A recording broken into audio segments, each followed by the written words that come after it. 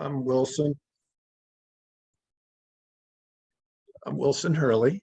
Um, I wrote this book that we'll be talking about. I've been a social worker for close to 40 years, and I didn't start out that way.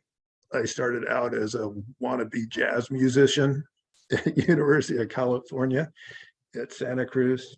We used to call it Uncle Charlie's summer camp because it was so idyllic. As any Chime knows who lives in that part of the world, it's like, except when it has floods and terrible things happening and fires, it's like a paradise. And so what happened is I ran into a Tibetan Lama, Lama Yeshe, and he took me under wing and taught me some practices to help tame my mind and develop compassion and insight. And then I got totally riveted and I kept studying it and studying it. And then I wanted to know what to do for a living because nobody was hiring jazz musicians. And so as I looked through the want ads, one of the things that I found I could do potentially is to work in the field of helping people. And from there, I started to go to graduate school and as a social worker. I ran into some social workers when I started working with people. And lo and behold, suddenly I had this Western education in psychology and research. And then I also had my passionate interest in delving into spiritual traditions. Luckily, Lama Yeshe, when I first was talking with him, he said, well, what are your parents going to think about you studying Buddhism? I said, well, my mom will probably be okay with it. I was wrong, by the way. She was never okay with it. And I said, but my dad, he's really scientific. And so Lama Yeshe did a Tibetan debate gesture and said, Buddhism is a science. And I said, well, I agree. I don't know if my dad would. I didn't know anything about what Tibetan Buddhism was at the time. But later I was happy to learn that, for instance, the head of one of the people that everybody looks up to in the field of Tibetan Buddhism is the Dalai Lama, His Holiness Dalai Lama. And he's often said, if scientific discovery were to find that some of the claims in Buddhism to be false, then we have to give up those beliefs and go with the science, which is very typical within the tradition because it's based on logic, reasoning, and seeing how things are. So as I approached my social work studies, I took that key instruction from Lama Yeshe with me, and I started to notice the different parallels in, for instance, systems theory, ego psychology, cognitive behavioral theory, all the different theories for helping people. And some of these practices and viewpoints that I was learning from the Tibetan Lamas with whom I was studying. So it helped me get through the profession. Every day I was working with multi-problem families and kids who were coming from just really horrible situations. And it was a nonprofit center where I started out. And they would come in each day hungry for any kind of affection or food or safety. And sometimes they would just completely lose it. And so very often I'd come home feeling like I was swimming in a bowl of soup after a day at work because there was just so much intensity coming my way. And the thing that kept me afloat was the disciplines I was learning. I would come home, I'd sit on my cushion, I'd start to regain my equilibrium. And before long, I'd start to regenerate my compassion, because you can do that. And that's what got me through 40 years of social work. Not without its toll. About 6 years ago, I came down with a autoimmune disorder called myasthenia gravis, and that's why I have to hold up my head.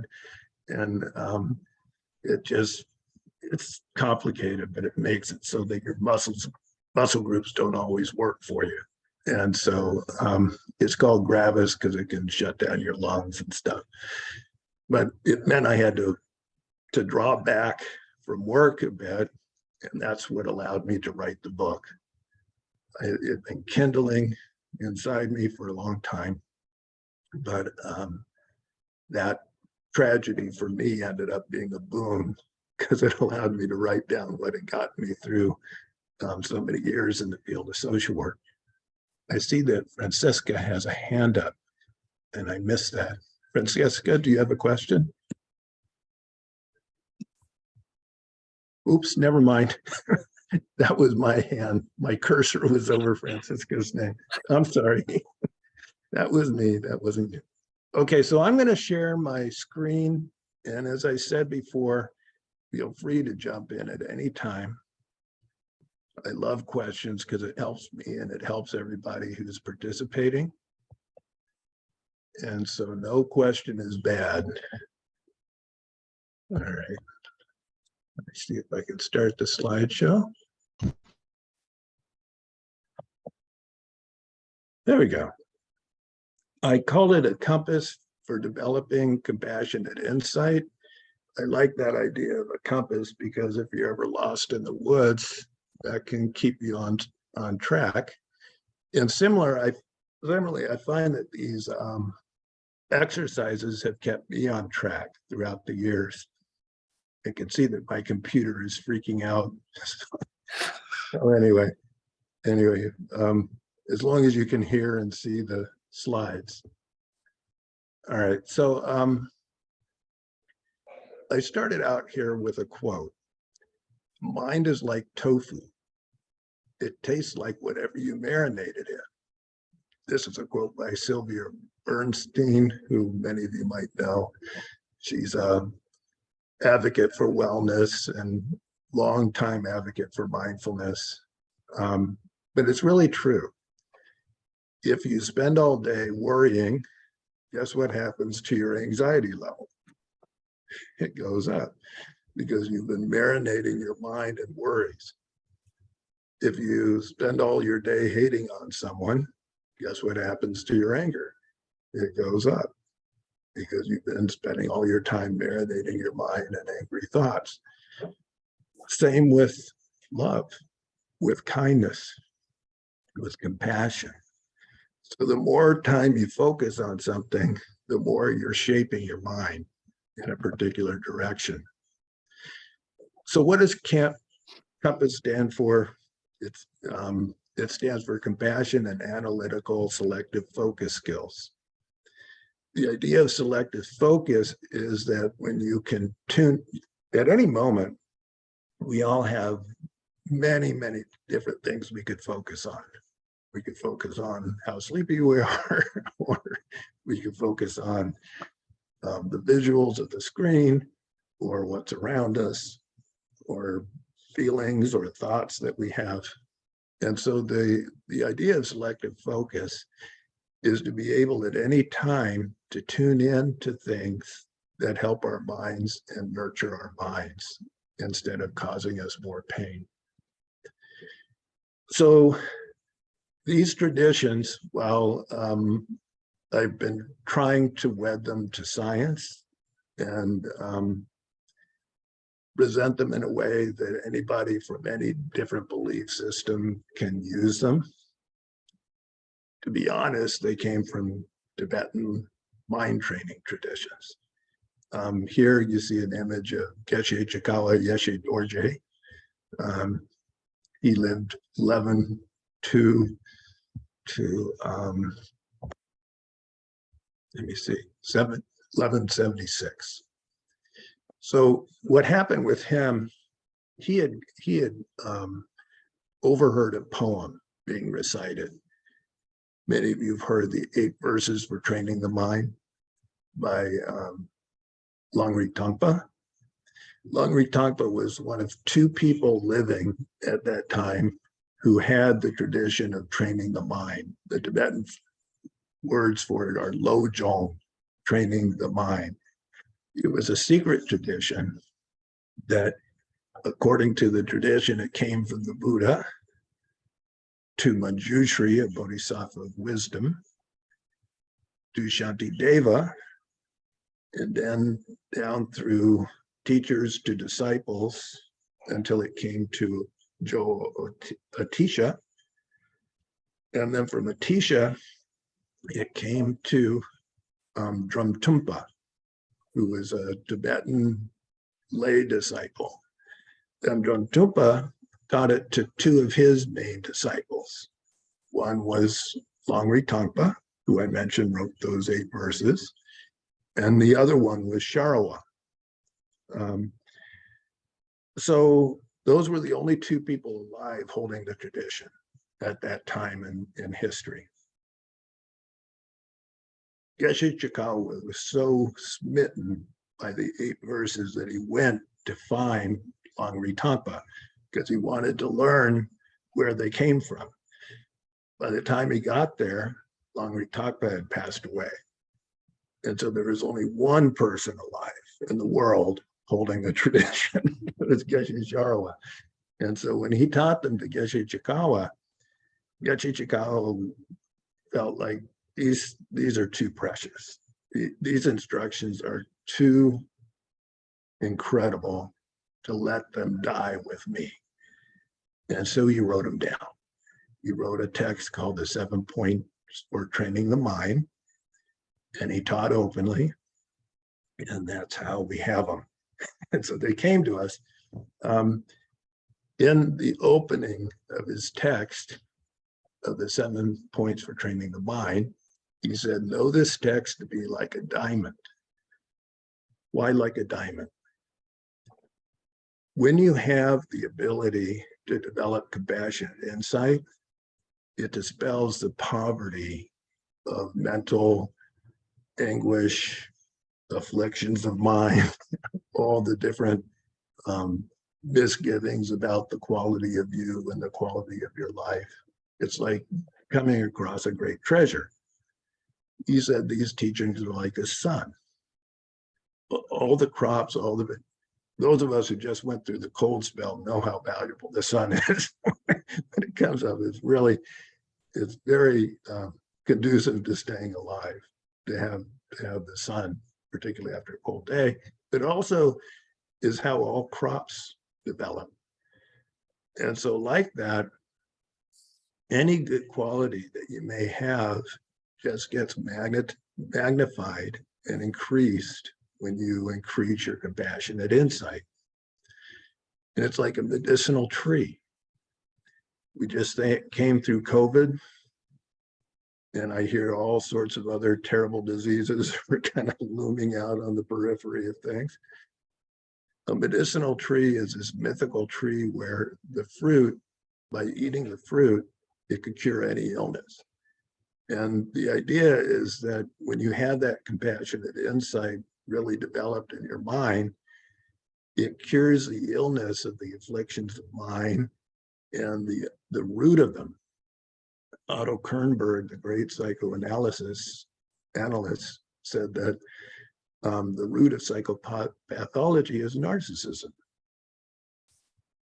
the self-focused mind. So that's kind of the root of most of the problems that people encounter, both internally as well as in society. And we'll be talking about that more as we go. So it cures that. In these times when the 5 degenerations flourish, it transforms them into the path to awakening. Awakening what? Awakening that compassionate insight in your mind. So what are the 5 degenerations? This is it's a term that's peculiar to Buddhists and to Hindus, but the idea is that there are times when things degenerate, and there are other times that things get better. We can kind of see that in our own experience. The 5 degenerations are when lifespan starts to get shorter. And guess what statistics say about average lifespan these days? It's getting shorter. When people get more conflictual, well, if you watch the news and political debates, things are pretty conflictual. And in the world, you can see the war over in the Ukraine and other places where there's a lot of discord. The 3rd degeneration is when wrong views about reality start to get more and more widespread. Need I remind you of all the conspiracy theories and all the stuff shooting at the internet, right? It's also a time when people get more headstrong and less willing to listen to each other, less willing to and it's a time where there's just more disrespect and rancor. So that seems to be the time we're in. Maybe it's always the time that people are in, because the people who wrote these teachings felt that it was true their time. So as I said, the job, I mean, these teachings are already available. You can get commentaries on them everywhere. But what started to happen is, like me, there are other people who started to think it would be really good if we kind of took these practices and made them into a secular way that people could train themselves to become more compassionate and more insightful. In particular, I mentioned His Holiness Dalai Lama. For a long time, he's worked with Western scientists to kind of compare and contrast different teachings within the Buddhist canon with advancements in Western science and research. And for a long time, his point of view has been, let's take the parts in common between the 2 traditions and focus on those. These can be helpful not only to people who are interested in spirituality, but also just interested in knowledge and general humanity and human well-being. So 2 different traditions based on Chikawa's 7-point mind training. 2 different traditions were formulated, one at Emory by Dr. Negri. I don't know if I'm saying his name right, but he's a Tibetan who became a psychologist. And he took the mental training traditions and secularized them and put them to the test. And another tradition was brought together by a translator for His Holiness Dalai Lama, Thupten Jinpa. The one that was at Stanford, the one developed at Emory is called Cognitive Behavioral Compassion Training. And it got a lot of funding for a lot of research. Some of the findings that compassion training activated neural responses conducive to empathy and emotional regulation. It increased hopefulness and decreased generalized anxiety. It reduced stress-induced immune and behavioral responses. And then the compassion cultivation training that Thupten Jinpa composed was also put to the test and got really good funding for their research.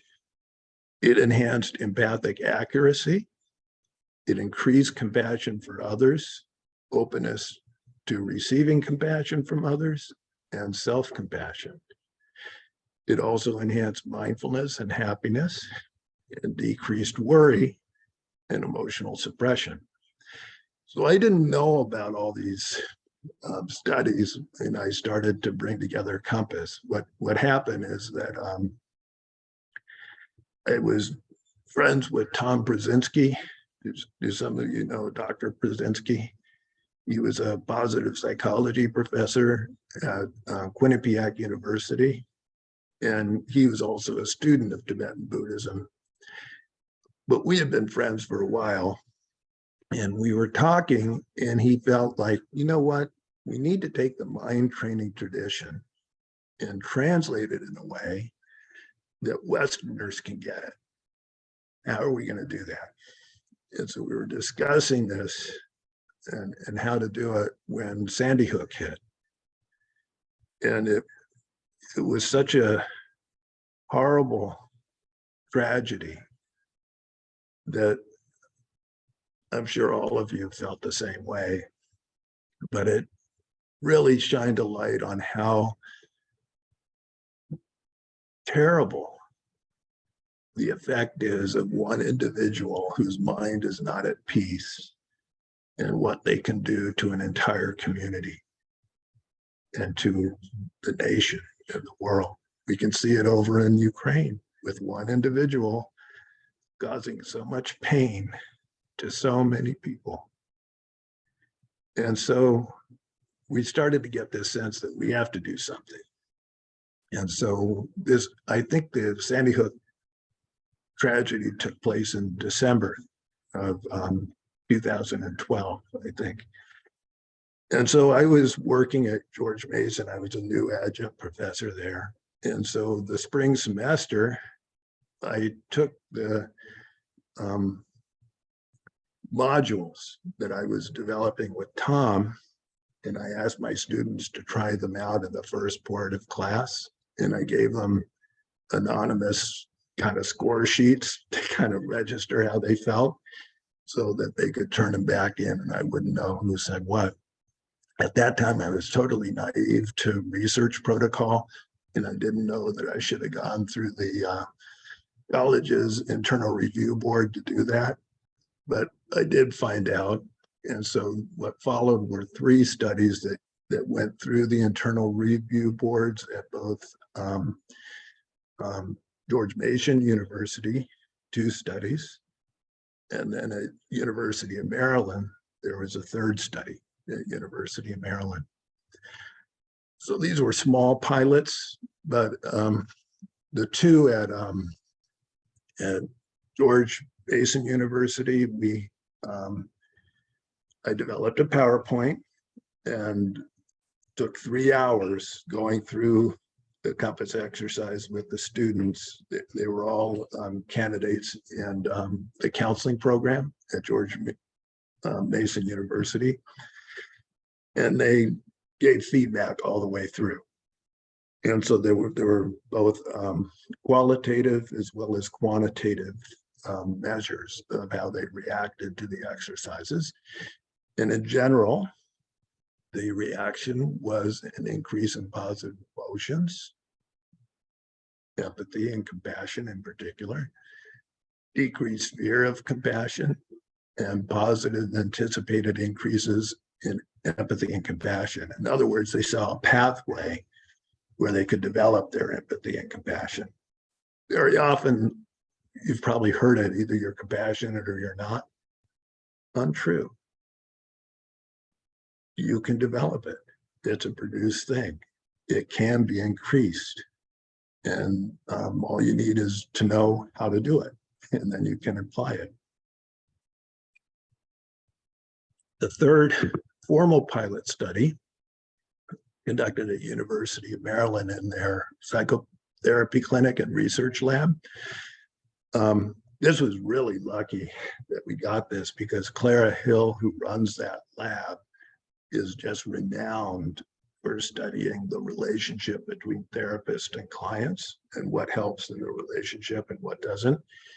And so Dr. Carly Hunt was a graduate student working under Clara Hill, and she got us in there. And same thing, it was therapists in training and a small pilot, but they had 3 conditions. In one condition, the therapist in training would use a short 2-minute compass exercise between clients. In another condition, they'd refer to their treatment notes. In a 3rd condition, they would do nothing. And then they kind of measured the outcomes with client sessions and how they felt about their client sessions. To start this, they had 2 hours of training in compass, so they knew what was coming at them. And so the therapist reported that the centering supported a positive state of being, self-care, and self-reflection. They all reported that they should have done more and that it'd probably be better to do, instead of between sessions, do a good morning session before coming to work. But it dovetailed with the findings with CCT and CBCT. So that's kind of a little bit of background on the research. So what is Compass? It's three main sections. One is foundational mindfulness skills to get your body and mind in equilibrium. One is core compassion skills. And then there are core analytical skills as well. What is empathy and compassion? There are two types of empathy. One is cognitive.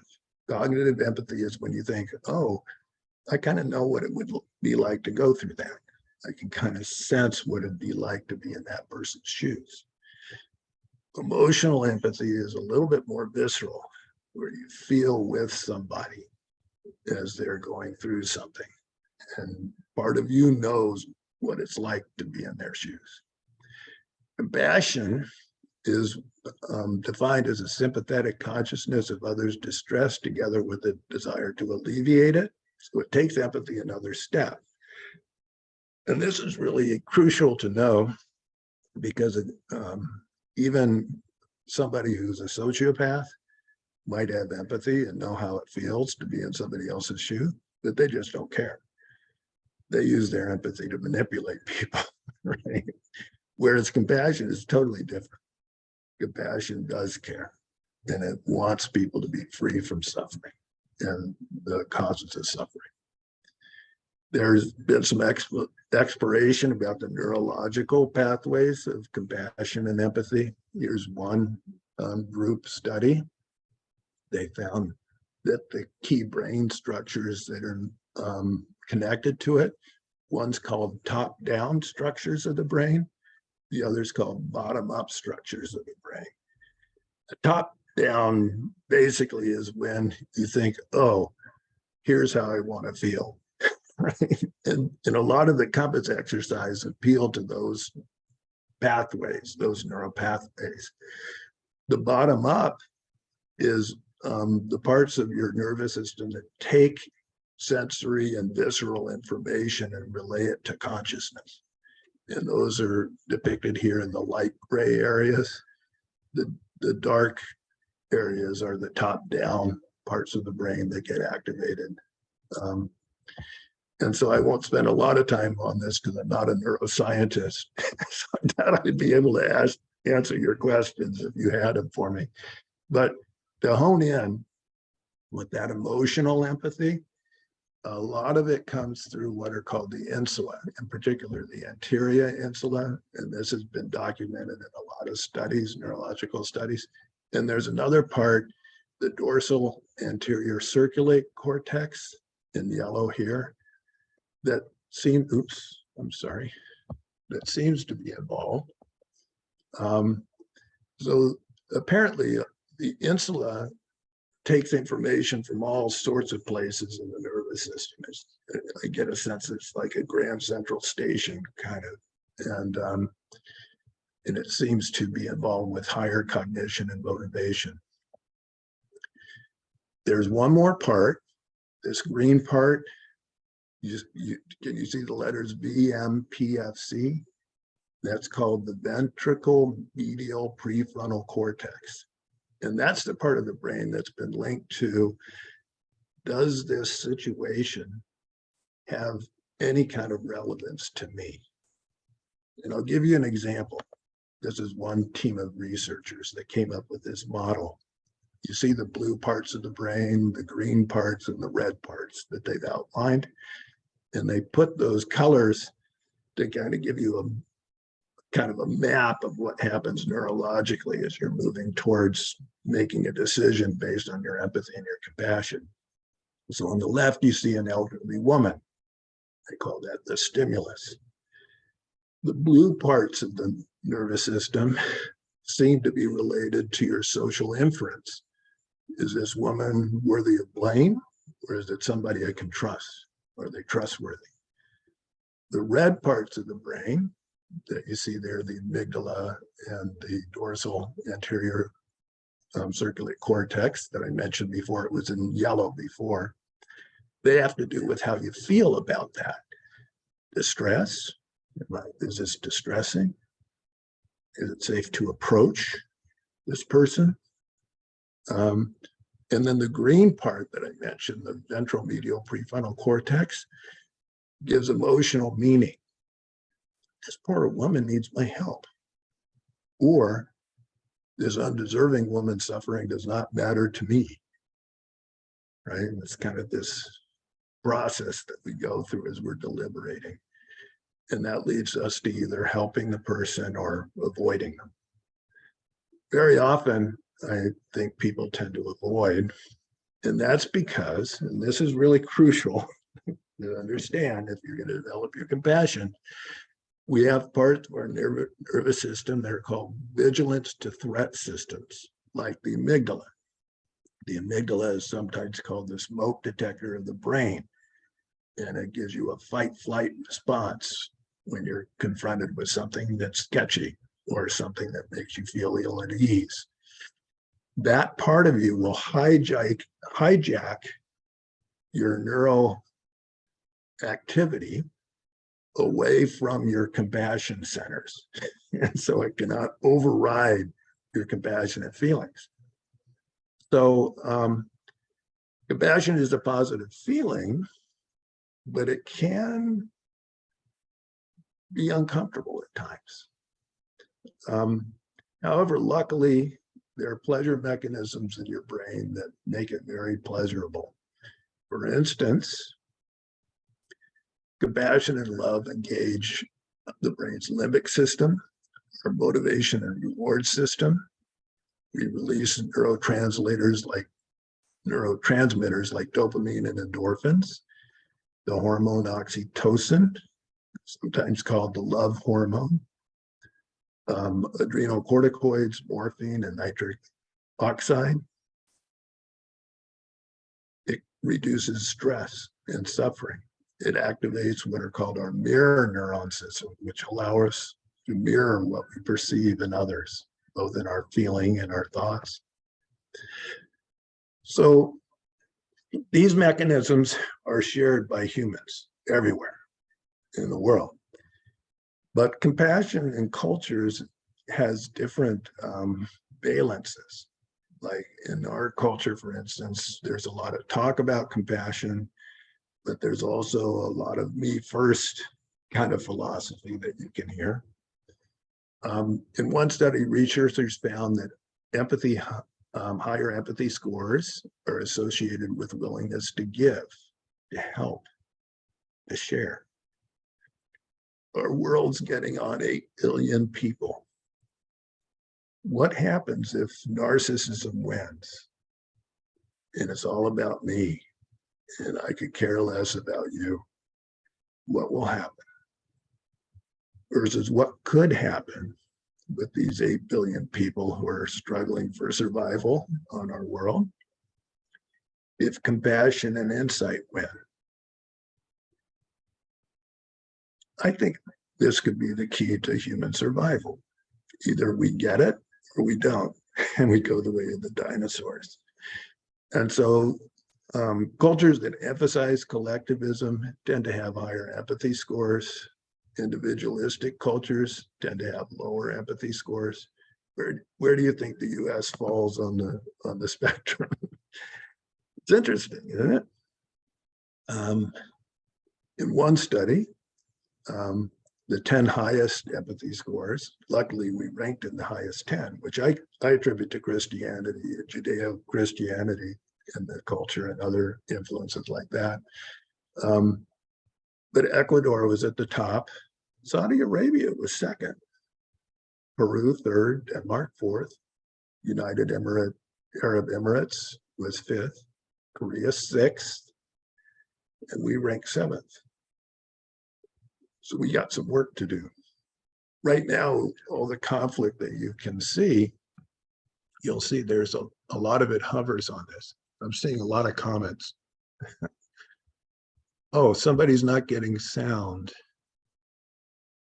Are others not getting sound? Everybody else is I have sound. Yeah, we can hear you. We're just good. fine, Wilson. It must be Judith, her, I'm not sure why you're not getting sound. must be her computer. Seems like it's coming through. Okay. All right. Is that Judy? Judy, try muting. It might be because you're not muted and there's something else going on. I see that the comments have gone up to 20. Okay. All right. Speaking of which, I'm going to stop the share for a little bit because I'm about to show some videos, and I want to make sure that you can hear the sound on the videos. So I want to optimize that. Okay.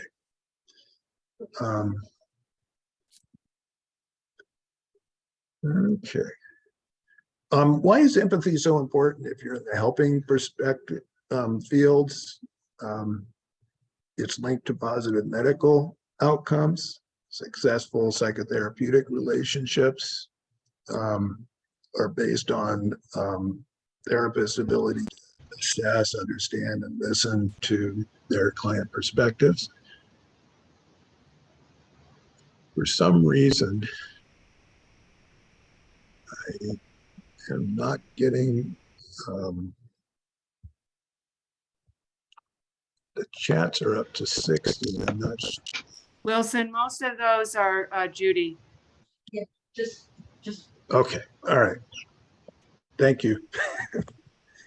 All right. So let's try an exercise. I've given you a lot of data. But let's try one of the exercises from the Compass routine. In this one, just focus on your breathing for a little bit. And in front of you, just imagine someone you care about sitting in front of you. And while you're breathing in, breathe in well-being to yourself. And while you're breathing out, imagine your well-being going in first. If you like, you can imagine that the well-being is a soft, healing light that you breathe in as you with your in-breath, bringing you well-being. And as you breathe out, you can imagine that it's a soft light that you breathe out with your out-breath. Just try that for a little while. This is often a useful exercise to do when you've had a conflict with a loved one or a friend to help you repair your feelings towards them.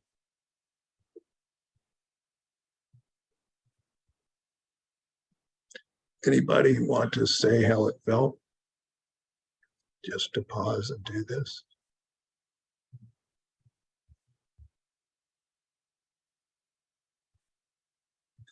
Well, while you're thinking about it, I'll show you a quick video on empathy.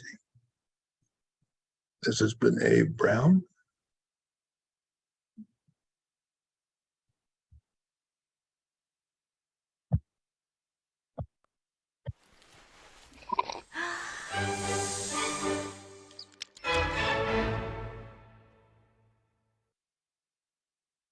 So what is empathy, and why is it very different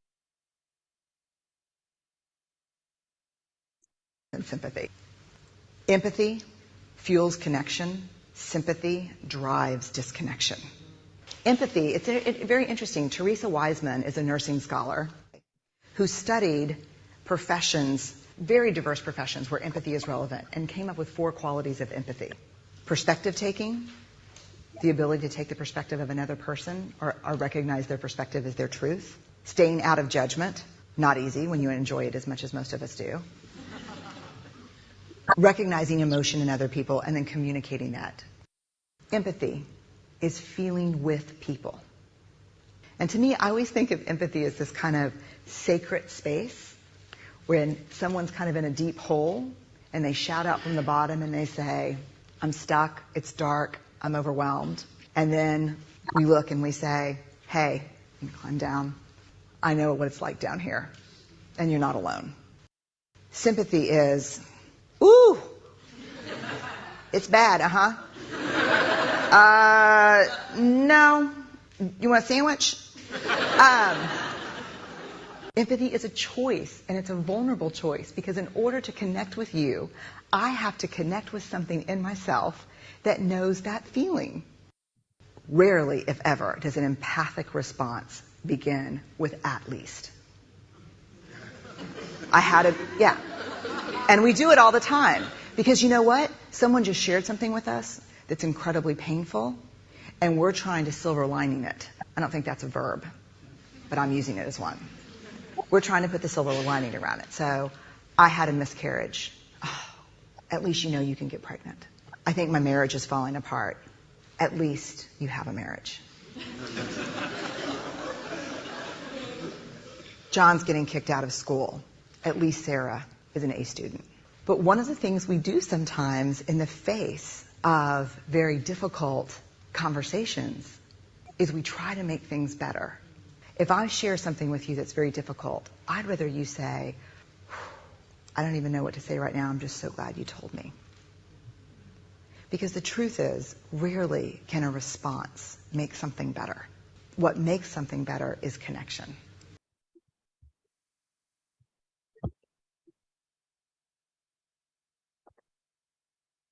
All right, so the idea here is, instead of distancing and building a cocoon around ourselves to protect ourselves, to open and let ourselves be vulnerable. However, one of the things you have to guard against if you start down this pathway is burnout. In helping professions, burnout is a progressive state of emotional depletion, detachment, sense of inadequacy in the face of client needs, being overwhelmed by agency, client demands. Symptoms are often missing work or late to work, poor client care, incomplete tasks, and a general sense of fatigue. What causes this, remember I said there's a vigilance to threat system in our nervous system, also called the fight, flight, freeze. I should say faint instead of fawn, which is a interesting word for it. But these are parts of our nervous system. I'll show you another video of two roommates discussing the neurology of the fight-flight system.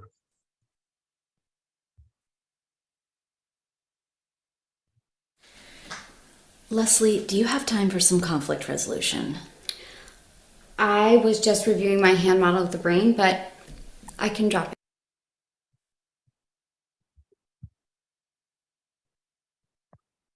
Thank you. When you don't wash the dishes for 2 days, it really triggers me, and it brings up a lot of implicit memories from my chaotic childhood. When you bring up your chaotic childhood, my central nervous system drops into a fight, flight, or freeze state, and I'm having trouble accessing my prefrontal cortex. I can really relate to what you're saying. I feel like I'm experiencing a lot of automaticity right now, and I'm not present. I want to validate your automaticity, and I want to help us achieve a coal state, and I think we should drop into our hubs. I would love that. I'd love to be in a faces flow with you and in an open plane of possibility.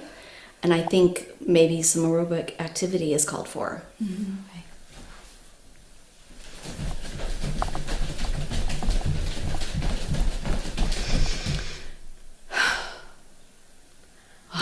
I felt some old mental models just drop away. I feel like some new synapses and neurons are firing right now, and we're creating a new pattern. I feel like we really created some new linkages in our brain, and I felt some deepening of our integration. I feel like we're flowing down a river of balanced consciousness and mindful knowing. If you could wash the dishes, that would be so helpful. It would be an honor, and I'm going to do it with a lot of loving kindness. Thank you so much. Thank you. Okay. So how many of you have had talks with your housemates like that? Wouldn't it be nice if that was the standard? So what gets activated when you're in the panic fear mode? The mechanisms in your nervous system, one's called the hypothalamus, and that's where the amygdala is, the smoke detector of the brain. There are chemical messengers that activate the pituitary gland, and then chemical messengers, ACTH in particular, activate your adrenal glands that are housed right over your kidneys.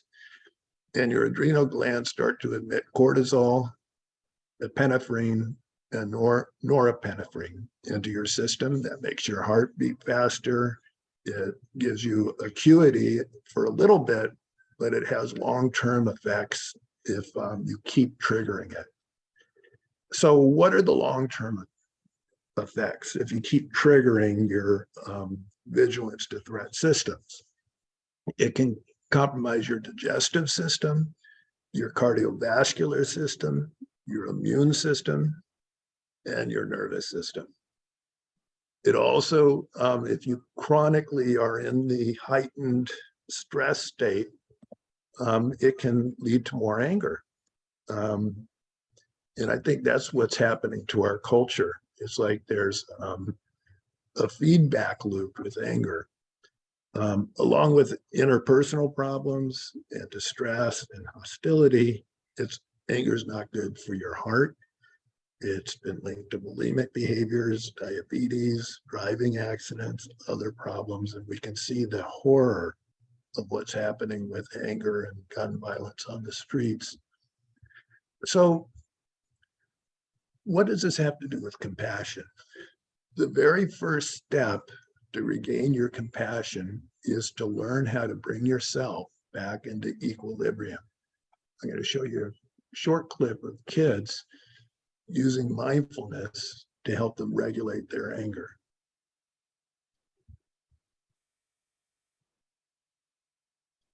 So Oh, start new ride? the, Cruising into the new year in style with the Verizon Home oversight. Internet. Got it for just $25 a month. No hidden There we go. fees. No.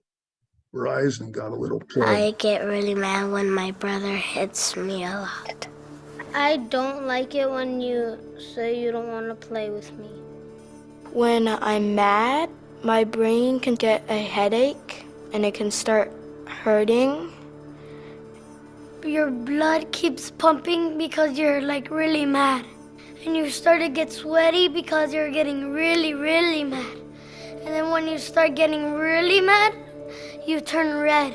When your body can't really control yourself, mad just takes over your body. I just get out of control. It's kind of like if you had a jar and then the jar would be your brain and then you put glitter in the jar and that would be how you would feel like. If you shook up the jar and the glitter went everywhere, that would be how your mind looks.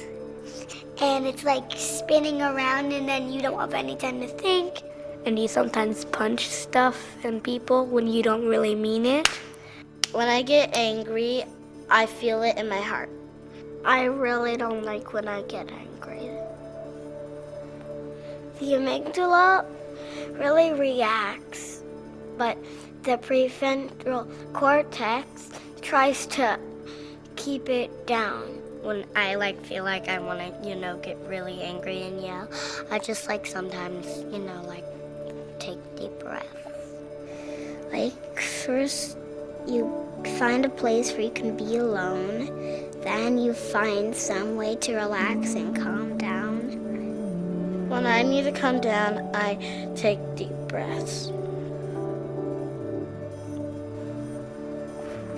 I breathe in through my nose. Sometimes I close my eyes or just take deep breaths. It's coming down, it's not moving. It's slowing down and then it stops. And the heart pumps slow and then it goes into your brain. It's like all the sparkles are at the bottom of your brain. my brain like slows down, and then like I feel more calm, and then I'm like ready to speak to that person.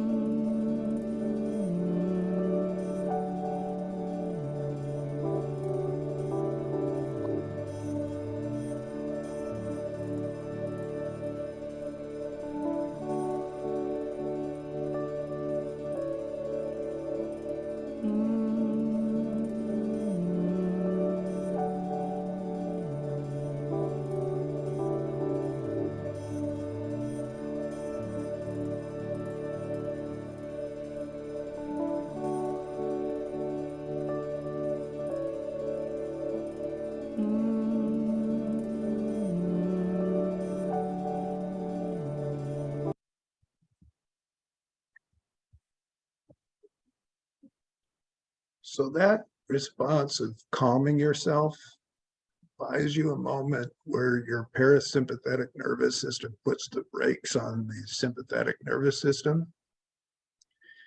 If you don't have some way every day to get back in equilibrium, eventually the chronic stress, anger, and the other similarly aroused emotions and thoughts in your mind can lead you into depression, or there might be natural depression there.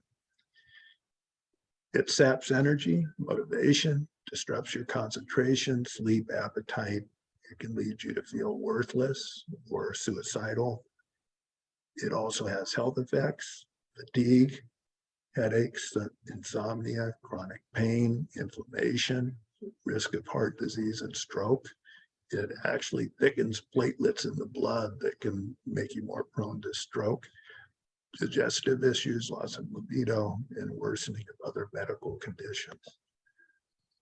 So it's crucial at the beginning of trying to regain your mindfulness and your well-being to focus in and start to self-regulate on a regular basis.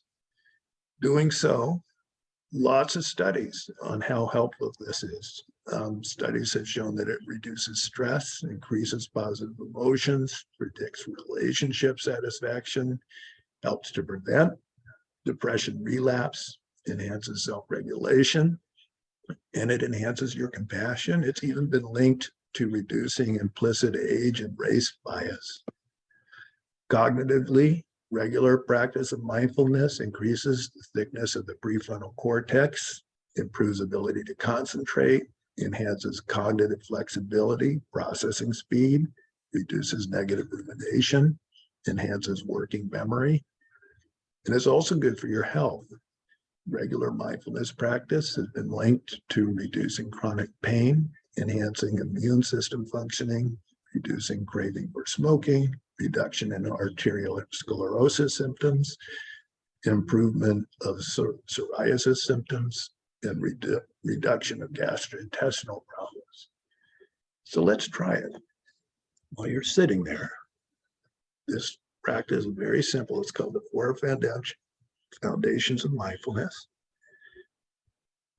While you're sitting, become aware of your breathing, whether it's a short breath or a long breath. Noticing your body as you breathe. You can scan your body, noticing for where you're holding tension in your body. A lot of people hold it around their eyes. Lots of us hold tension in our jaw muscles, between the shoulder blades. As you're scanning, imagining breathing in well-being into whatever part of your body you're noticing, breathing out your stress, letting your body start to calm. A lot of people keep stress in their abdomen, causing digestive problems. They keep it in their lower backs, causing back problems. So release any tension in those areas of your body, your arms, hands, fingers, legs, feet, toes. Noticing your feelings as you breathe. Imagining breathing in well-being and joy, breathing out your sorrow. focusing your awareness as you breathe. Notice the clear nature of your awareness. And notice the different objects of mind as they come and go while you're breathing. Even this short moment of mindfulness, if you do this a few times each day, it'll start to have a cumulative effect. It's a little bit like brushing your teeth each day. You have to be regular and consistent and repeat it. Short and sweet is better than long and arduous. While you're breathing, there's a principle called RAIN. It's coined by Michelle McDonald, a Western mindfulness instructor. When thoughts come and feelings, it's good to recognize them, accept, investigate them a little bit without identifying with them. Just let them come and go, realizing that they're often situational or automatic thoughts that come through. But it gives you a little bit of perspective on them. It helps what therapists call the development of wise mind and non-reactivity. And while you're breathing, also combine it with self-compassion, which is the ability to be kind and caring to yourself and accepting instead of harsh and critical. Self-compassion has a sense of common humanity. We all have imperfections, fail, make mistakes, have challenges. Self-compassion is a little different than self-esteem, which is conditional and unstable. Self-compassion can become enduring and stable. It's been linked with self-care and initiative, reduced anxiety and depression, happiness, optimism, wisdom, ability to cope with adversity, altruism, empathy, improved relationships, perspective taking, forgiveness, resilience, acceptance. It's good for your immune system. So let's try that as you're breathing. As you're breathing, recognize with awareness what's happening within you in this moment. Whatever you're feeling, thinking, pause to be with it and give it your full attention. Locate the emotion in your body. Soften, which is physical compassion. Finding the emotion in your body. Soothe, which is emotional compassion. Bring kindness and care to what you're feeling. Allow, mental compassion. Try to find words for what you're experiencing.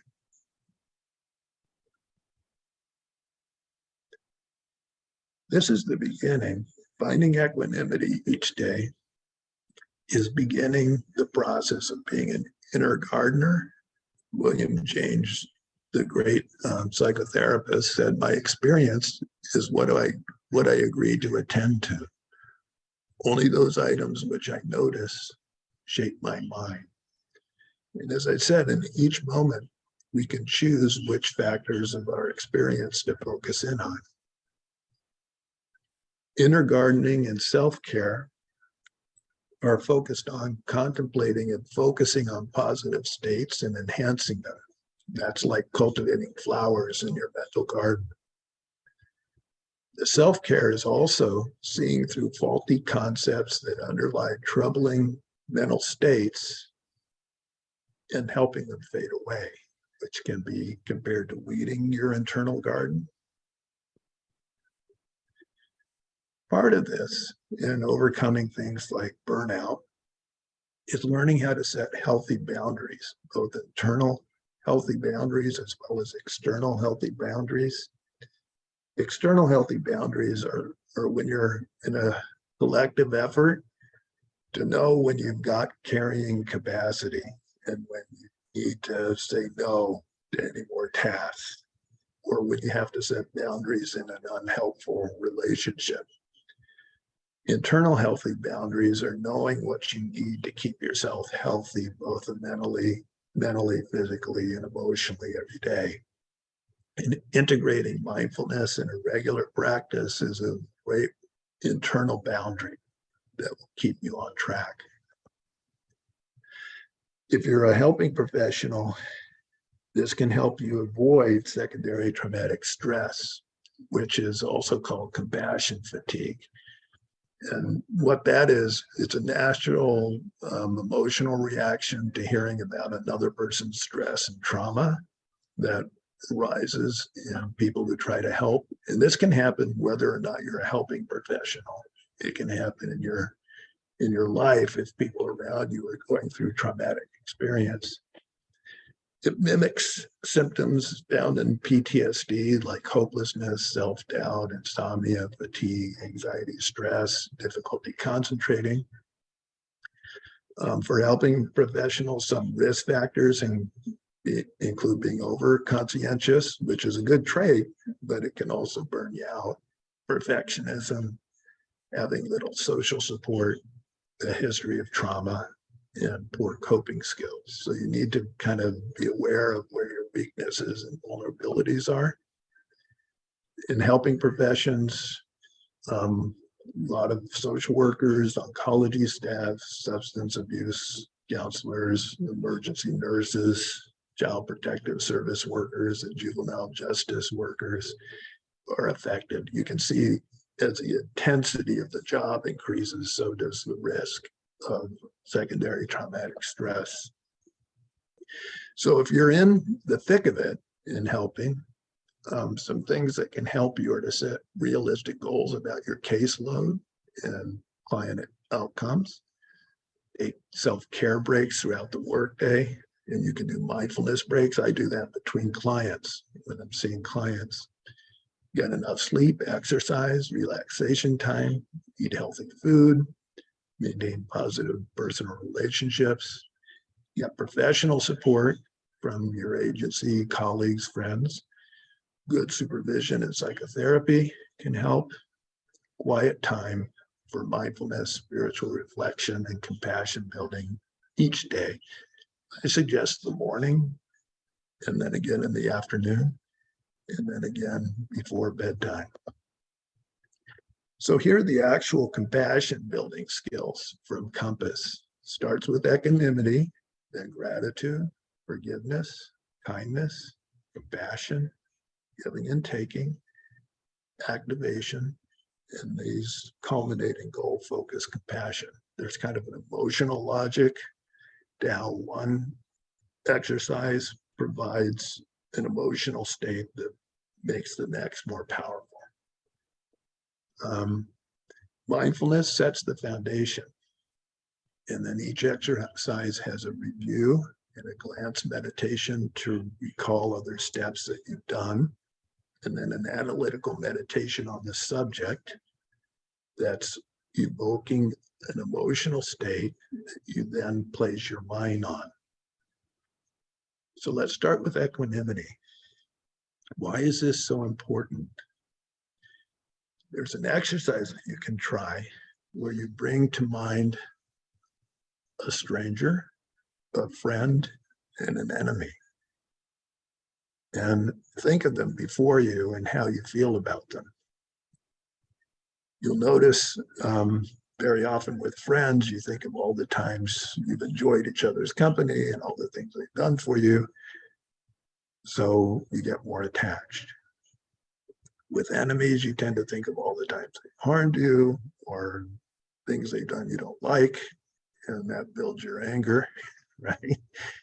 And then with strangers, you tend not to think of them because they're insignificant to you.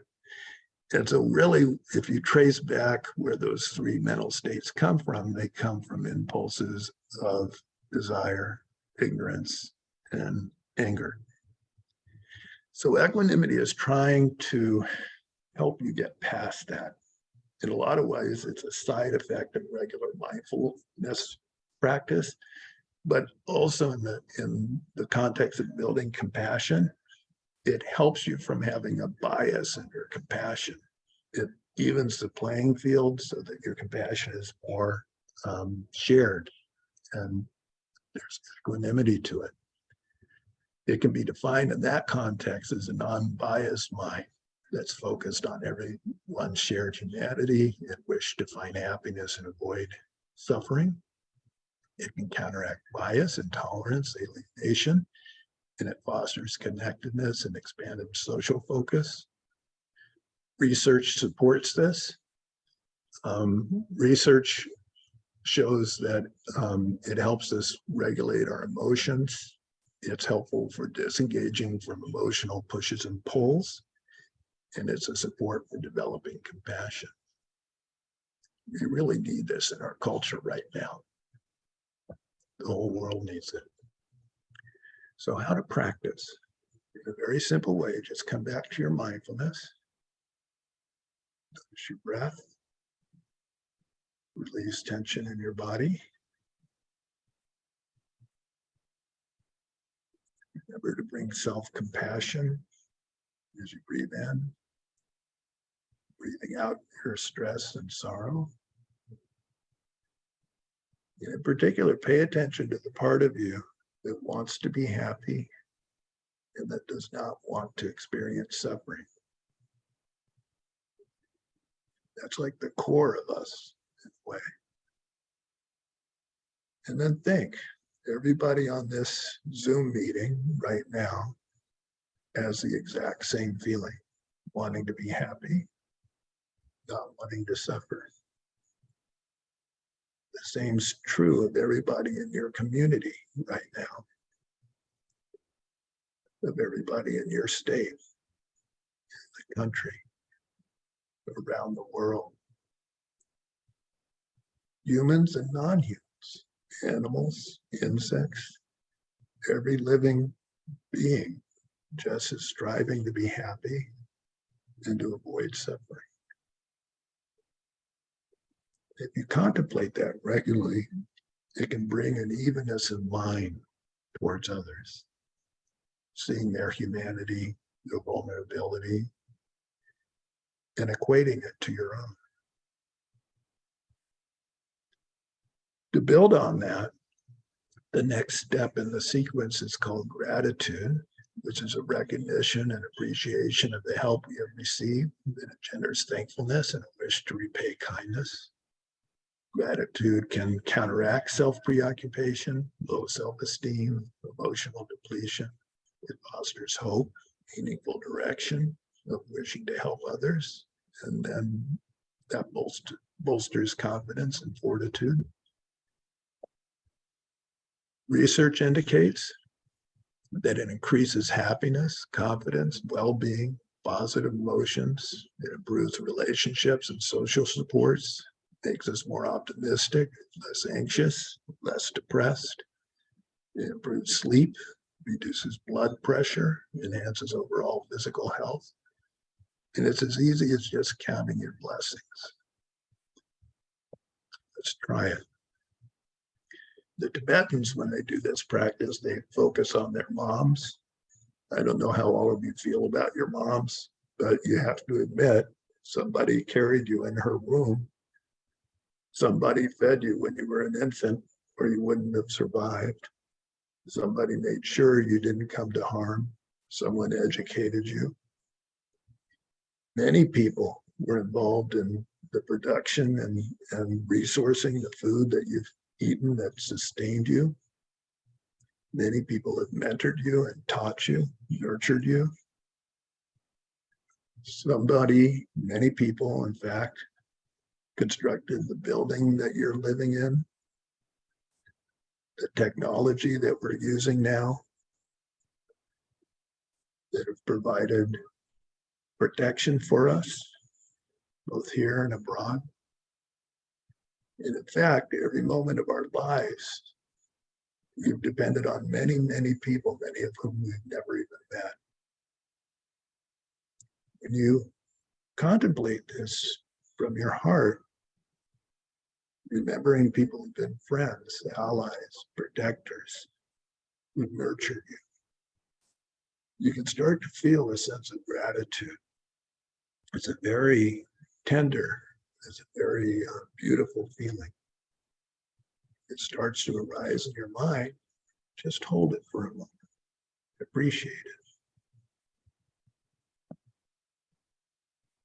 The next step towards compassion building is forgiveness. This is because anger, if you're holding on to anger, is a big obstacle to kindness and compassion. Anger makes us want to hurt people and retaliate. And so if you're wanting to grow your compassion, forgiveness is a crucial step on the journey. Anger, there's a lot of debate about anger. Some people say it's a healthy emotion, but research tends to say it's not very good for us. And so I heard one anger management specialist say, anger is a good messenger, but a lousy manager. So let's look at the messages that anger might send us. And this is a good way to cognitively kind of work through anger when it comes. Is the anger about an injustice? If so, what's the best way to advocate for change? Am I reacting to fear? What is it that I'm afraid of? What will keep me and others safe? Is my anger about a wound to my self-esteem? If so, how can I heal it and move forward? Am I reacting because I'm drained, tired, or hungry? If so, how can I take care of myself? Has something blocked me from my goals? If so, how might I fix the problem, or must I learn to accept it? Am I overwhelmed and stressed? That's a prime time where people lose it. If so, how can I prioritize, simplify, and regain my equilibrium? Am I carrying an old grudge? If so, how can I let go, move forward, and find forgiveness? When you forgive, research has shown it helps you have healthier relationships. It improves your mental health, reduces your anxiety, stress, and hostility. It lowers your blood pressure. There are fewer symptoms of depression, strengthens your immune system, improves your heart health, and improves your self-esteem. So let's try it. This is a 3-step exercise you can practice. The first step is to remember all the people in your life for a moment who you feel like you hurt in some way.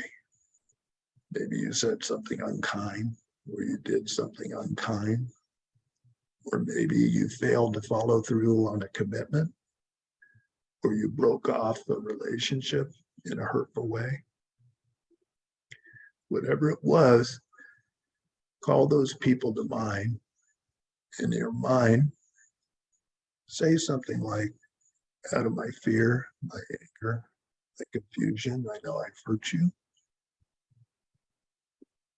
Please forgive me. And then recall various ways out of your confusion, your anger, your fear, that you've done things that have hurt yourself. And then ask yourself for forgiveness.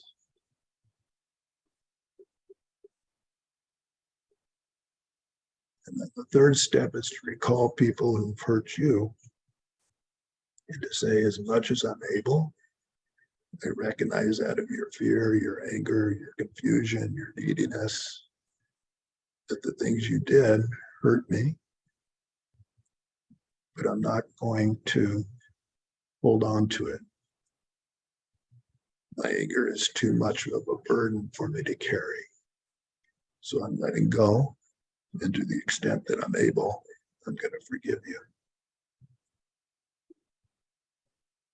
It's important to recognize that forgiveness is different than trust. If it's somebody who is dangerous or who would hurt you again if you let them into your life, then remember, trust has to be earned. But forgiveness is good for your own heart. And so that's good to extend to everyone if you can. And this brings us to the fourth step, and this is the step right before compassion comes, which is kindness, a wish for all beings, including ourselves, to have happiness in all of its many forms.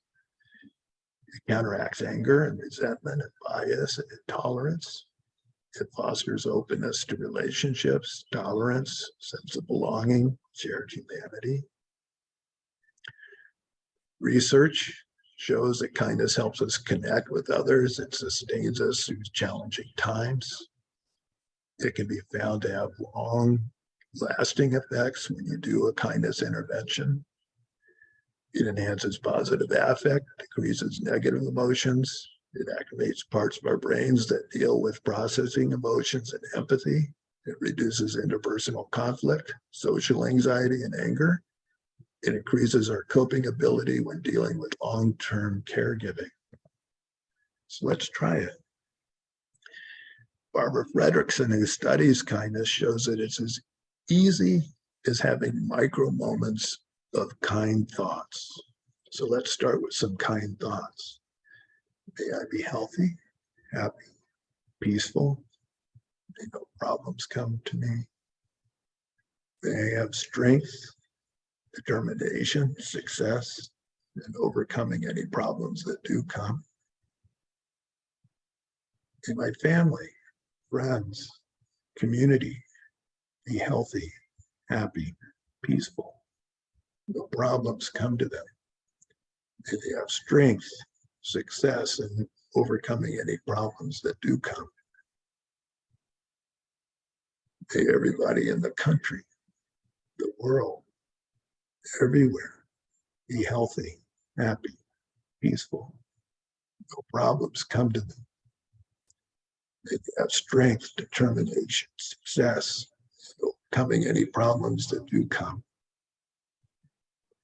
As you're thinking these micro moments of kind thoughts, imagine breathing in well-being to yourself. You can recall imagining it as a soft light that brings well-being in as you breathe in. Imagine breathing out that soft light of kindness to everyone, everywhere, bringing them well-being, solving their problems, extending your kindness to everyone, everywhere.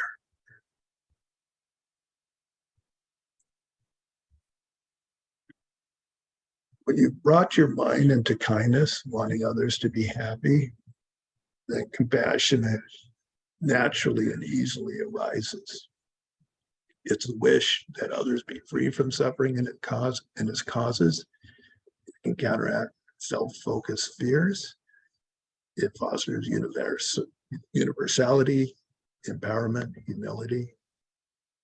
Research has found that compassion enhances our happiness and joy and giving, makes us more attractive as people. It influences and uplifts those around us, making our world a better place. It can help people emerge from depression with a wish to help others. It boosts our health and ability to fight off illness. If you practice it regularly, it can become more resilient over time. So let's practice it. We contemplated mindfulness and breathing, self-compassion, equanimity, seeing ourselves as equal to everyone, gratitude to all the beings who've helped us directly or indirectly, forgiveness, kindness, wishing everyone happiness in its causes. And for a moment, contemplate the suffering that beings everywhere, including ourselves, face. Our vulnerability, the illness, the aging, our mortality. Many beings right now, as we speak, are suffering from homelessness, lack of food, food insecurity, financial insecurity.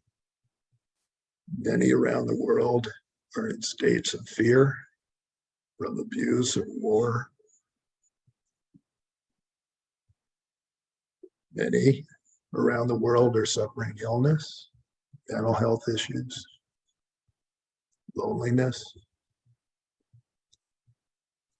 And so as you're breathing in well-being and breathing out well-being, as you think of the suffering that others experience, the compassion is when you develop that wish that others could be free of suffering and the causes of suffering, and hold that for a while.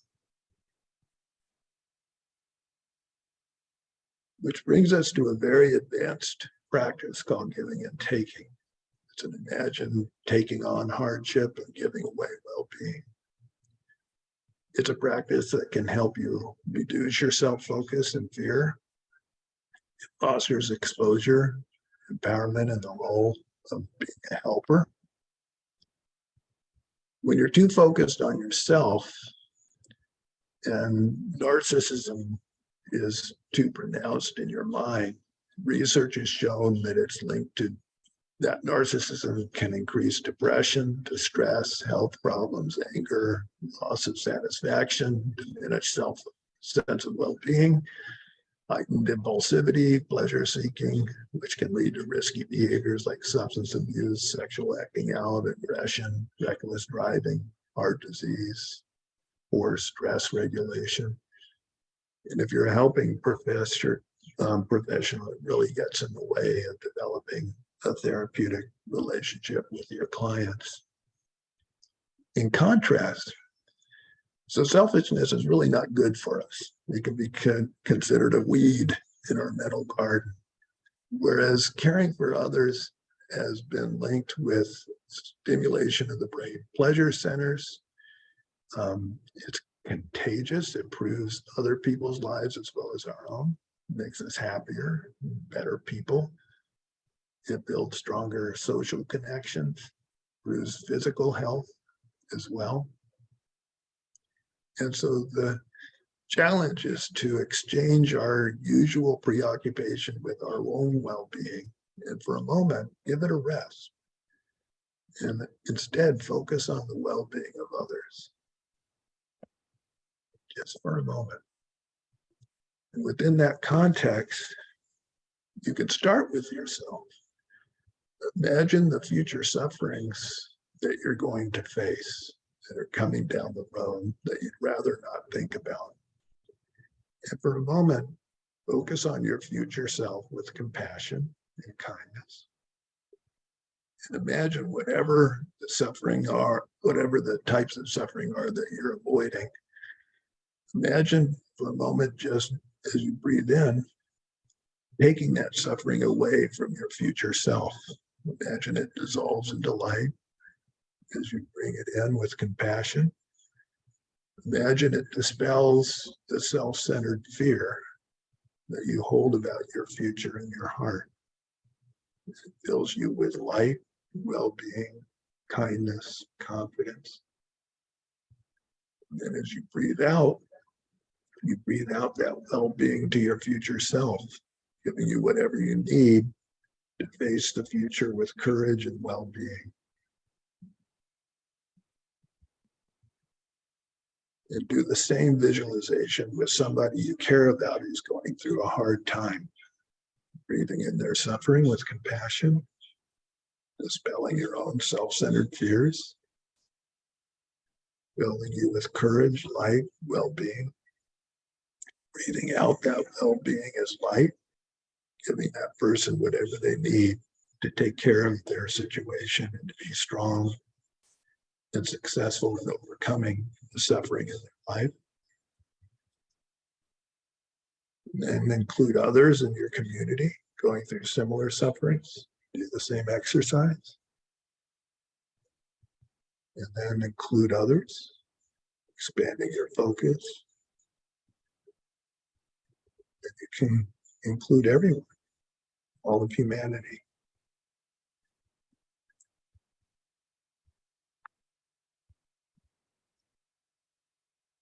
I'm going to stop here because we're almost at the end of the time.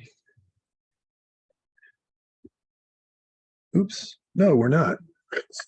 We have another half hour. But I think this is a good place to stop because that was a heavy duty exercise. And I thought it might be a good place for some conversation if I haven't put you all asleep. Um, what's your reaction to the giving and taking exercise? Anybody? Some people get afraid of it, so I want to make sure to check in. Have I lost you all? I have become a huge fan of the giving and taking myself. Is this David? It is. David, Thank you. what's your experience of it when you practice it?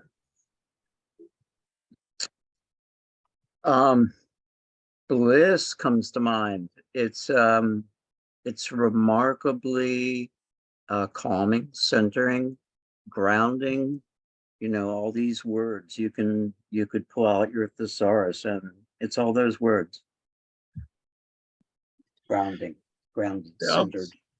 I often use it in contexts where there's tension and difficulty in relationships. I got one comment that it's exhausting. Yes, it Yes. can be. It can be. It can be.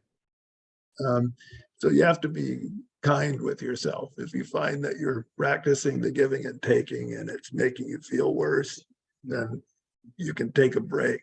And I often suggest that going back to the kindness contemplation where you're breathing well-being into yourself and breathing out well-being can help soothe you, right?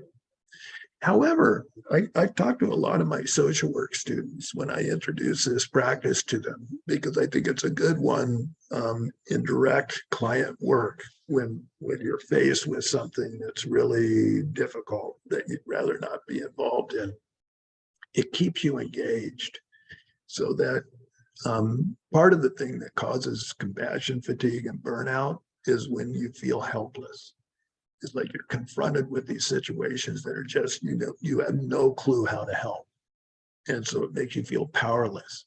And that contributes to the compassion fatigue and burnout. Whereas this practice, you're doing something. You're actually imagining, it's imaginal, it's your imagination, but you're imagining taking away the suffering and giving that person well-being. And for a little while, it gives you that sense of having some kind of impact. My personal experience too is that it comforts the person you're working with, because what happens, particularly in therapy a lot, is therapists retreat. It's called the lulling response. They kind of tune out because it's overwhelming. The content's freaking them out. And so often that comes out as microaggressions in the relationship where a therapist won't hear what their client's trying to tell them. And they might even say something insensitive or switch the subject, and that's wounding to the client. And so I find this is a very good practice to help protect from that, by imagining you're taking in whatever it is that's difficult and giving out well-being. A lot of my students had told me, particularly when they're really stressed out with end of semester work, that it reduces stress, which is my experience too. When I was a social work student and I was feeling like I was going to explode because of too many demands all at once, this was the only thing that would reduce my stress. And studies have shown that there's something about that exposure of facing your fears that reduces your reactivity. And so I'm seeing some comments that are happening. David saying, yeah, it definitely reduces stress. Somebody, very powerful exercise is a challenge to stay conscious because the mind, being self-centered in general, wants to avoid including others. That's true. It's meant to stretch your boundaries. Usually we spend all our time worrying about me. And that really limits us. Whereas this is an exercise that steps you outside of that, where it becomes you.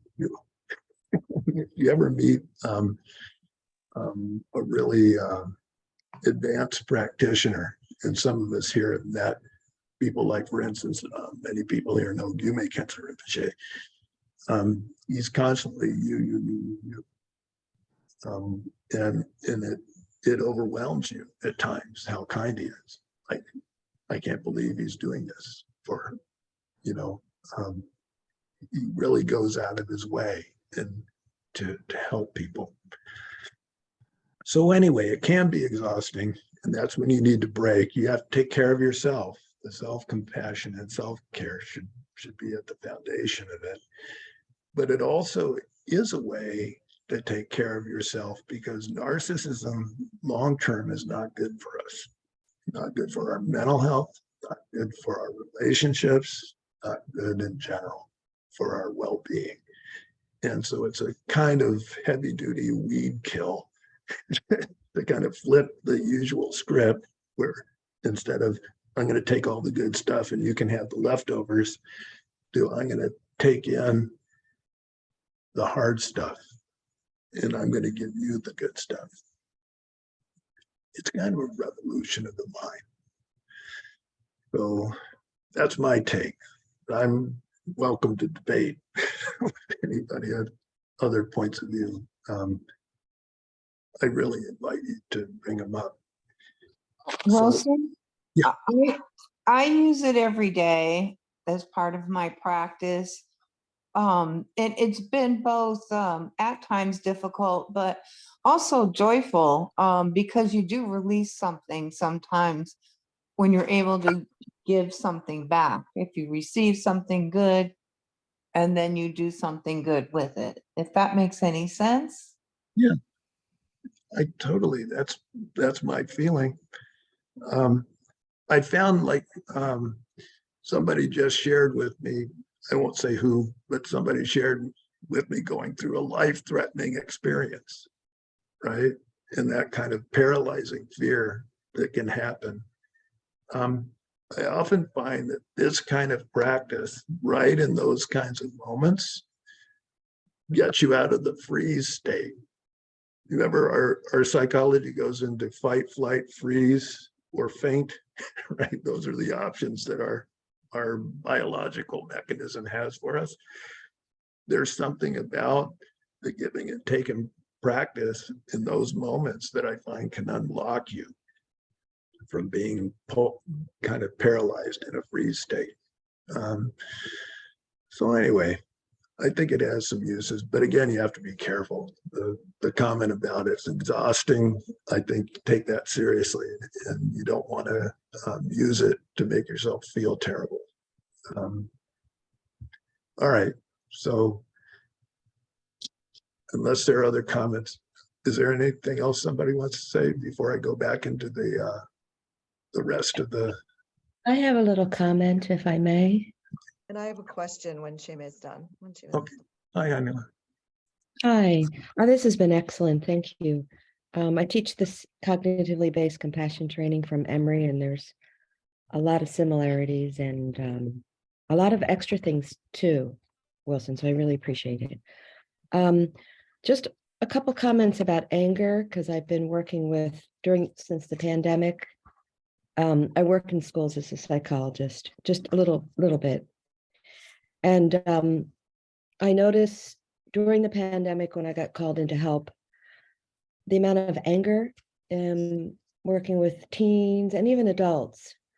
And I quickly needed to go to supporting people with a lot of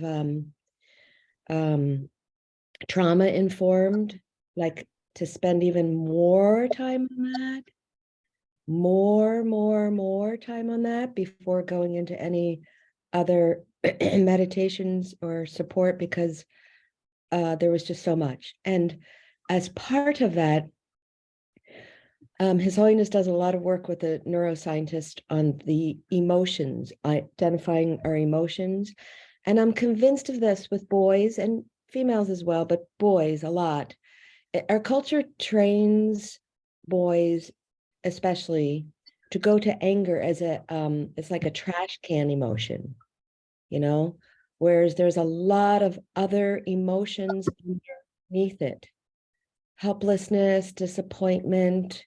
And I'm just finding that spending that time on the precursors, the preliminary, so to speak, of really, I mean, we're just getting hit with crisis after crisis all over the country now with weather and with all these pandemics. And I just can't emphasize enough the importance, I guess, calling it preliminaries on the trauma informed, because if we go to the next step and we're not ready, it just backfires. So I just wanted to make that comment. I know you were talking about it, but it's just so big these days. I agree, and thank you. And that's why, when in doubt, if you ever start to feel like you're hurting yourself through these practices, go back to the preliminaries: mindfulness, self-compassion, self-care, because you have to take care of that first. And if you've been through a lot of trauma, repairing the trauma is really crucial. I could get into that, but that's a huge subject on repairing trauma. And I know there's some other questions. I see Karen had something, and then I see John has his hand up. Just quickly, Wilson, you were talking, and maybe this conversation with Anila answered it, but about how overwhelming or exhausting, the Tonglen practice can be. And you talked about self-kindness as a way to mitigate that. Are there other ways and things that we should focus on to make sure that practice stays a healthy one for both those we're thinking about as well as ourselves? Yeah, I think that the contemplations, there are actually 5 contemplations in the tradition of exchanging self for others that build on each other. And the first one is, you and I are equal in wanting to be happy and not suffer.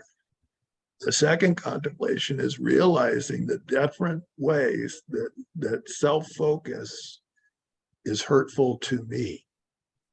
In other words, you're trying to identify the thing that's getting in your way for developing your compassion, and why is it a bad thing? In Buddhism, it gets into rebirth and karma, and that all our suffering up to now from that context has been because of this one attitude that we carry, and we carried it like it's our most dear friend. Our narcissism and our self-focus, right? So I just thought it was interesting that research is showing that narcissism isn't good for us either. And I think that you have to really be clear about that, because as you're doing giving and taking, you're feeding the bad stuff to that narcissism, which is actually not your friend. And if you can think of it as in a medicinal sense, that I'm medicating the thing that's been causing me harm, right? And so that it gets less, then it's not as scary. It's not like you're beating yourself up. You're trying to get rid of this accretion of over self-focused fear and all the things that come with that. As I said, Otto Kernberg said that the root of psychopathology is narcissism. And so when you can see that, it's not as scary to do the practice. Then the third contemplation is how all the good things in the world, including ourselves, and all the good qualities that we may have, come out of compassion and care and kindness. That those qualities, and all the research is indicating that those qualities are really good for us.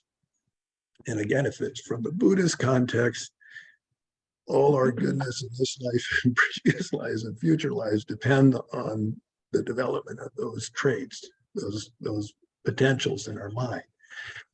And so when you get really clear about that first, second, and third point, then when you get to the fourth point, up until now, I've been treating myself as foremost, and it's brought me nothing but misery. And so I'm going to try something new. just for a little while, I'm going to try to put you first and others first and see how that goes. And that's the actual exchange mind. And when you've done those 4 steps well, then the giving and taking practice, I think, is more energizing than exhausting. That's my experience of it. I can't talk for everybody, but that's my experience of it. So that's my response. But again, if you're getting depleted or something, then go back to the earlier preliminaries, as Anichime was saying, because you don't want to beat up on yourself. It shouldn't become self-punishment kind of practice. And I got a comment that somebody who spent themselves putting others first, and that can be true. That can be true. If you always put others before yourself and it's ended up leaving you really feeling depleted, then that's where the self-care is really important, right? So you have to always take care of that. In fact, the symbol of the Bodhisattva is somebody who alternates between going into the community and helping and then retreating into the forest and developing their own internal capacities. And I think that's a beautiful archetype, to know when I'm depleted and I need some retreat time versus, okay, I'm okay and I'm ready to give back and ready to move forward. So beautiful thoughts, everybody. John, you had your hand up. I don't know if I got to your. Yeah, so Wilson, I'll just thank you again for for your teaching today, for doing this. And I just had a question about the term narcissism, and how, I just want to say that I think there's an impractical aspect to using that term as opposed to maybe there's some other term, selfishness being one, right? Because narcissism. Can you hear me? Yeah, I can hear you. Yeah, so narcissism kind of designates, the referent object as, as this is in them, right? And it kind of, doesn't get into the cultural aspect of selfishness, which I think is kind of what, if you're trying to move somebody away from selfishness, including yourself, seeing the cultural aspects of this self-concern, the universal aspects of it in some ways, and the need for balancing self-care with compassion, it just seems to be a much more, magnanimous and maybe even, closer to the principle of equanimity than, the term narcissism. And maybe it's just my understanding, but narcissism seems to have a finger-pointing aspect to it. And also, it has been used that way. It's been militarized. It's been weaponized as a term. Of course, these come from different cultural backgrounds. The whole term narcissism came from Greek mythology, and you had the poor figure Narcissus, who was constantly captivated by his image in the water. And he just thought, oh, I'm so handsome. And he got stuck there for eternity, right? And so then psychologists like Jung and Freud took that term and called that overly cherishing of self narcissism. That's how they turned it. And if you look at the diagnostic criteria for what constitutes a narcissistic personality, it's stuff like excessive need for grandiose, entitled thoughts about self and all that kind of stuff. If you look at the Tibetan root for the term that I've loosely translated narcissism, it's Rongche Zin. There are 2 terms that contrast with each other in Tibetan. One's called Shenche Zin, and the other's called Rongche Zin. Shenche Zin is when you cherish another person. wrong means myself. Che means cherishing. Then means holding that. And so there are lots of terms you could use, selfishness, self-preoccupation. I mean, who knows what the term is? But but when it starts to get weaponized in public discourse, there's kind of an acknowledgement that I saw a commercial recently. I'll put it this way. Did anybody see that commercial where there's some oblivious guy in a hallway and he's going out for his day and there's a guy on crutches trying to get out the door? And the oblivious guy opens the door and lets it slam behind him with no care for the guy in the hallway. Am I the only one that's seen that commercial? and then somebody's raising their so somebody else has seen it. And then he does several other just socially kind of obnoxious things. And there's kind of a humorous tone to the commercial as they're showing this character. But there's that side in us, a side of us that gets so preoccupied with our own pain and our own concerns that we totally miss what's happening to others around us. And by its very nature, it's limiting.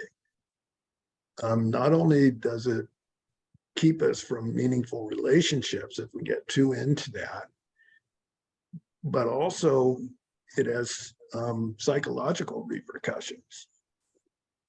Whereas we've all seen the opposite too. Have you ever met somebody in your life who just truly cherished you and who just, you were very dear to them? How did that make you feel? If you ever meet somebody who's really practiced in mental training, they're like that. It's like super grandma. It's like you come and they're just like, you can tell they see you as precious. And from a psychological point of view, they're okay. They're totally happy within that that place, that compassionate place. So it's not something that hurts you to get to. In fact, it's something that's if you compare the dissatisfaction in life from people who get too self-focused versus people who come out of that and can really appreciate every life, including their own. Who wouldn't want to be on the other side? Has a lot of benefits from both the psychological, social, and long-term well-being point of view. So that's the assertion. It's up to each of you to decide whether that's true or not. You can be your own scientist and see in your own life and with people around you which side of that you're drawn toward. But the assertion here is that developing your compassion and coming out of that cocooned, just me kind of psychology is in your best interest. Research supports it. But it's up to each of us to make a firm determination, because without that firm determination, you're always going to waffle. You're not going to be sure that you really want to go down this road. And so I do think that you have to figure it out for your own heart. Okay, so there's a comment. I'm having a hard time scrolling up in the comments section. Wilson, do you want me to read it to you? Would that help? Sure. Yeah, thanks. That would help. It's the last one. Yeah. Yeah, it's from Bob. So it says narcissistic behavior is the focus on the self. The self is a sense that superimposes itself on the 5 aggregates: feelings, senses, consciousness, mental formations. It must be mental formations and perceptions. When we practice to break this attachment, self-absorptions diminish. The ultimate understanding is realizing that this self does not exist. It is dependent on these aggregates. I I think it should be have no inherent existence. No, it's like the I has no inherent existence. I has no, thank you, Chappelle. It's hard to read someone else's writing. We attach to what does not exist. Yeah. This is really going full long into a Buddhist perspective on this subject. And you're exactly right. I can tell we're not going to get to the slideshow, but that's okay. I think it's okay to end up in this conversation. I'll tell you an anecdote. When I first developed the compass technique, I talked to somebody who had been a researcher with the Emory Project, and I got chided because compass includes an analytical exercise that goes towards that realization of the lack of self nature of the self. And the person warned me that the Dalai Lama had said not to include that. But when His Holiness got hold of compass, he endorsed it, which for me was a huge relief. But I kept that piece in because in the tradition that mind training comes out of, there are two types of what are called bodhicitta.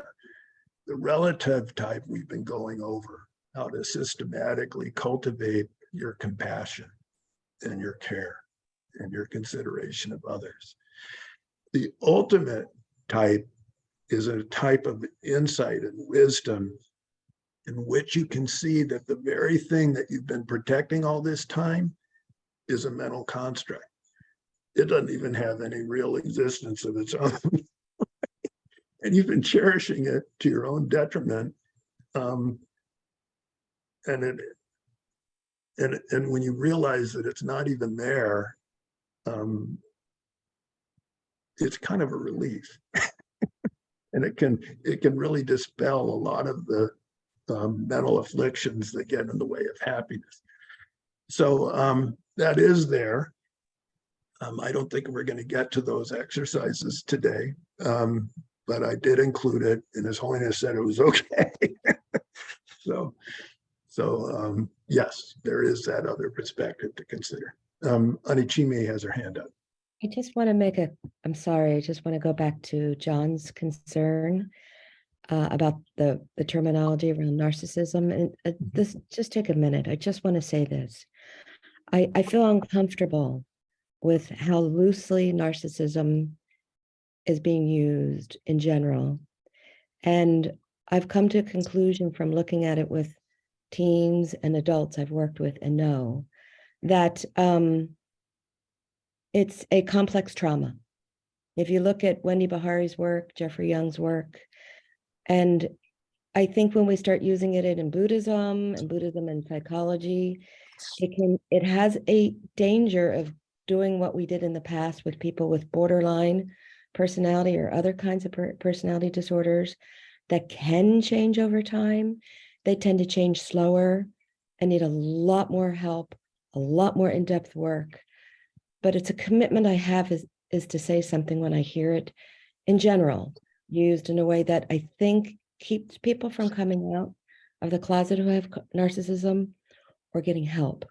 So I just want to suggest selfishness, self-focus, me. But the people I've worked with narcissism that broke through it, unbelievable terror at a very young age, at early trauma. So I just want to say that, please keep that in mind. The ones who are the most harmful can be our best object of compassion. And that's really when it gets used in a pejorative sense. From a clinical sense, there is not a person here who doesn't have narcissism. It's built into our psychology. When it becomes a disorder is when it overtakes other parts of us that make us more human and more connected. And so I'm not using it in the pejorative sense, where it gets hurled like a weapon back and forth. But I think that's a really good point, Anila. And I did tend to use self-focus a lot, but I kind of use the term interchangeably, but I hope clinically, I hope not pejoratively. Because again, we all have it. There's nobody except I've met maybe one or two unbelievable examples of people who seem to have outgrown it. But the rest of us are on some gradation of it. And Nietzsche has his hand up. Yes, I really enjoy Nietzsche. conversation. I understand John's concern about the labeling. Narcissism is sound like some people are particularly sick, but we are all, like Wilson is saying to me, we are all in the same boat. We are all tending to support ourselves, and we are really all sick. It's not just pathological situation where somebody is particularly crazy and need care and so forth. We are all pretty much in the same predicament. Maybe is from past life, culturally, and so with these comes and these techniques of exchanging ourselves with others. It's a long story, but it helps us to on the path to liberation from all our delusions. So all these things is good for average people. I don't consider myself particularly pathological, but I'm sick too, like most of the people like this. So does that. Thank you. Yeah. And in fact, when I started the book, I called it The Inner Troll and made it clear that we all have one in some gradation or other because of that, that I know it can be used pejoratively. And I don't mean to shame anyone because after all, it's like any part of our anatomy that, we all have a stomach and we all have narcissism. So, all right, I see some more comments and all right, but we're quickly reaching the 5 o'clock time. So I realize if people have to jump, but let me just, yeah, it was the comments were kind of echoing what we were talking about.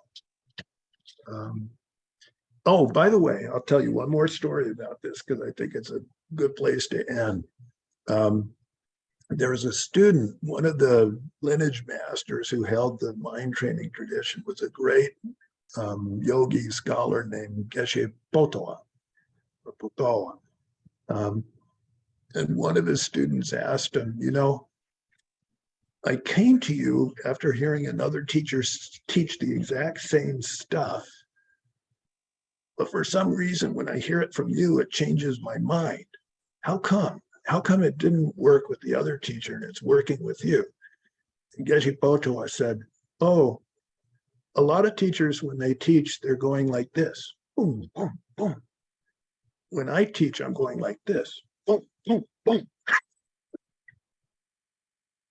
And so that's how it's meant to be used. It's actually meant to be used internally, not as a weapon. And if you use it internally as your own medicine, it really will help you. I think it will really help. Very nice. Thank you, Wilson. All right. Thank you all. Wilson, one quick question before you go. Is it all right that I post your slides that you sent me for people to see after? Oh, yeah. Yeah. Okay, Yeah. good. So I will post them on the website with the announcement for this class, and I'll include it in our newsletter. But I just wanted to ask you first, Wilson, and thank you so much for agreeing to speak. This was really fascinating. Thank you. My pleasure. It's good to see you all. Yeah. One more question, Wilson. Yeah. It's Janet. Hi, Janet. I'm one of those people. Hi. I'm one of those people that needs to hear things several times. Are you going to post this, the recording of this? Yeah, I would like to, if it's okay with DNKL. Yeah, it'll be posted on our YouTube channel later tonight. Cool. And I'll find that and I'll put the link out. Yeah, and just so everyone knows, to get to our YouTube channel, you have to go to the website. It's a private channel. So if you go to the website right on the top. Our YouTube channel isn't private. There's videos that are private on the channel, but our YouTube channel isn't private. Whatever. All right. Thanks, Chappelle. I thought it was set that way. So thank you for clarifying that. I thought it was private. Thank you. Sure. Yeah, that's correct.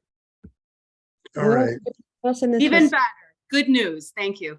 This was so rich. This was amazing. Just amazing. Thank you so much. This feels very rich just having all of you here. I really valued everybody's input. And so just thanks for being part of it. All right. Thank you. Take care. Thank you, Wilson. Yeah, thank you. Thank you, Wilson. Thank you. You.